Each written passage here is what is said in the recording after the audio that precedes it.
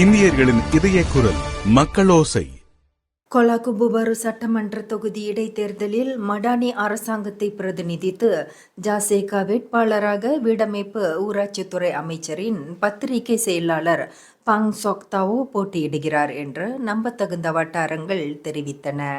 இந்த இடைத்தேர்தலில் ஜாசேகா வேட்பாளராக 31 வயது சோக்தாவாவின் பெயர் முதன்முறையாக சொல்லப்பட்டிருக்கிறது. மடானி அரசாங்கத்தின் சார்பில் இச்சட்டமன்ற தொகுதி இடைத்தேர்தலில் போட்டியிடுவதற்கு 10 பெயர்கள் முன்மொழியப்பட்டிருந்தன என்று பக்கத்தான் ஹராப்பான் இடைத்தேர்தல் இயக்குனர் இங் ஜிஹான் கூறினார். பெர்லிஸ் மந்திரி பசாரின் மகனை மலேசிய ஊழல் தடுப்பு ஆணையம் SPRM கைது செய்தது. போலியான தகவலை தந்து 6 லட்சம் ரிங்கிட்டை பெற்ற குற்றச்சாட்டின் பேரில் மந்திரி பசாரின் மகன் உட்பட 6 பேரை SPRM கைது செய்திருக்கிறது. இவர்களுள் பெர்லிஸ் மந்திரி பசார் அலுவலகத்தின் உயர்நிலை அதிகாரியும் அடங்குவார். இவர்கள் அனைவரும் 27 முதல் 37 வயதுக்குட்பட்டவர்கள்.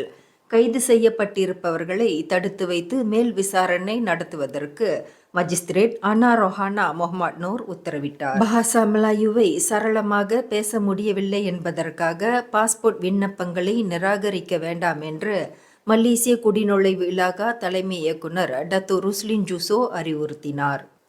பினாங்கில் உள்ள UTC எனப்படும் நகர் உருமாற்ற பிரிவில் ஒரு பெண்மணி சரளமாக பஹாசா மலாயுவில் உரையாட இயலாததால் பாஸ்போர்ட்டை புதுப்பிக்கும் அவரின் மனு நிராகரிக்கப்பட்டது குறித்து அவர் இந்த உத்தரவை பிறப்பித்திருக்கிறார். முகமது ரயான் ஹிடாயத் ஹைரில் கான் என்ற சிறுவனை கொலை செய்த குற்றச்சாட்டில் மரண தண்டனை விதிக்கப்பட்ட நோராய்சுவான் ஹமாலி என்ற நபரின் மரண தண்டனையை மேல்முறையீட்டு நீதிமன்றம் ரத்து செய்து 35 ஆண்டுகள் சிறை தண்டனை 12 பிரம்படிகள் விதித்து தீர்ப்பளித்தது. டத்தோ ஹடாரியா சைட் இஸ்மாயில் தலைமையில் டத்தோ அஸ்மான் அப்துல்லா, டத்தோ அஸ்மி அரிஃபின் ஆகியோர் அடங்கிய 3 நீதிபதி குழு ஏகமானதாக இந்த தீர்ப்பை வழங்கியது. இந்த ஆடவர் 6 வயது ரயானின் தாயாரின் காதலர் என்று சொல்லப்படுகிறது. உணவகங்கள் 24 மணி நேரம் செயல்படுவதை தடை செய்ய வேண்டும் என்று பினாங்கு பயணீட்டாளர் சங்கம் முன்வைத்திருக்கும் பரிந்துரையை சுகாதார அமைச்சு ஆய்வு செய்யும் என்று அதன் அமைச்சர் டத்தோஸ்ரீ டாக்டர் ஜுல்கிஃப்லி ஹமாட் கூறினார். உடல் பருமனை குறைப்பதற்கு இந்த நடவடிக்கை அவசியமாகிறது என்று பினாங்கு பயணீட்டாளர் சங்கம் பரிந்துரையில் சுட்டிக்காட்டியிருக்கிறது. உடல் பருமனுக்கு 24 மணி நேரம் செயல்படும் உணவகங்கள் ஒரு காரணம் என்பது ஆதாரபூர்வமாக நிரூபிக்கப்படுவதற்கு ஆய்வுகள் அவசியம் என்று அமைச்சர் கூறினார்.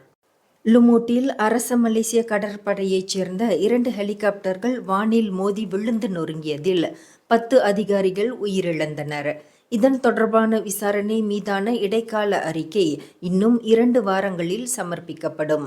முழுமையான அறிக்கை 1 மாத காலத்தில் தயாராகிவிடும் என்று தற்காப்பு அமைச்சர் டத்தோஸ்ரீ முகமது காலித் நூர்டின் புதன்கிழமை நடைபெற்ற அமைச்சரவை கூட்டத்தில் தெரிவித்ததாக மடானி அரசாங்கத்தின் அதிகாரப்பூர்வ பேச்சாளராக இருக்கும் தொடர்புத்துறை அமைச்சர் ஃபமி ஃபட்சில் கூறினார்.